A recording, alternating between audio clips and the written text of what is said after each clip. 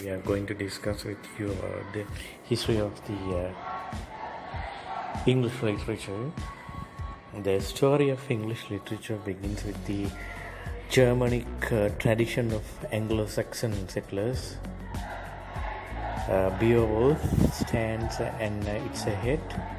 This epic poem of the 8th century is in Anglo-Saxon, now more usually described as Old English. It is incomprehensible to a reader familiar only with modern English. Even so, there is a continuous linguistic development between the two. And the most significant turning point from about 1100 is the development of Middle English, differing from Old English in the addition of the French vocabulary after the Norman conquest. French and Germanic influence subsequently compete for the mainstream role in English literature. The French poetic tradition inclines to lines of regular metrical length, usually linked by rhyme into couplets or stanzas. German poetry depends more on rhythms and stress with repeated consonants or alliterations to bind the phrases. The elegant or subtle rhymes have a courtly flavor, and the hammer blows of alliteration are the type of verbal athleticism more likely to draw applause in a hall full of warriors.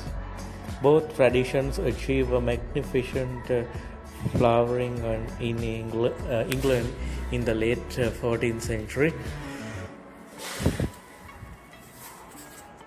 Towards the end of the Middle English period, Pierce, Flamen and also Gawain are the masterpieces which look back to Old English. By contrast, Chaucer, a poet of the court, and ushers in a new era of English literature.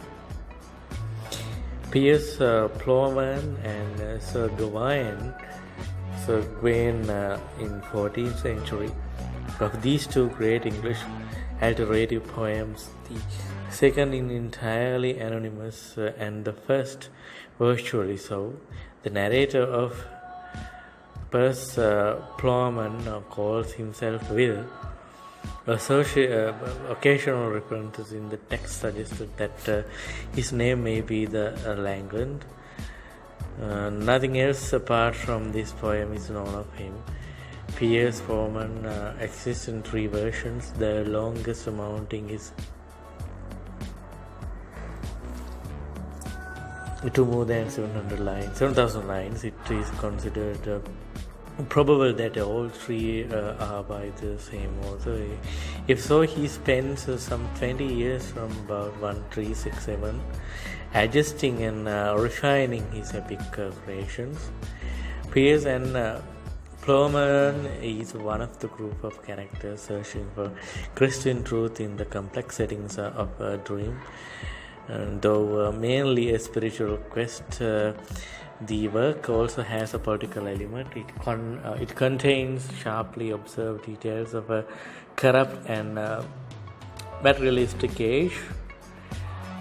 Pierce and Flamen is a tough and gritty. Sir Gawain and the Green Knight, dating from the same period, is more polished in its manner and more courtly in its content. The characters derive partly from Arthurian legend. A miscreant's Green Knight arrives one Christmas at the court of King Arthur, and he invites any knight to strike him with an axe and to receive a blowback a year later.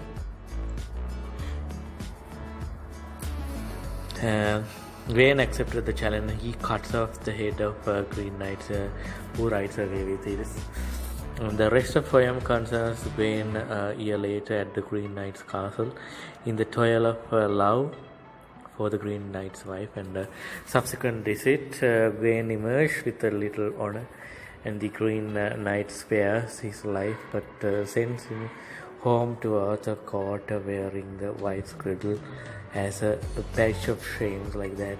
So that's how that's the history.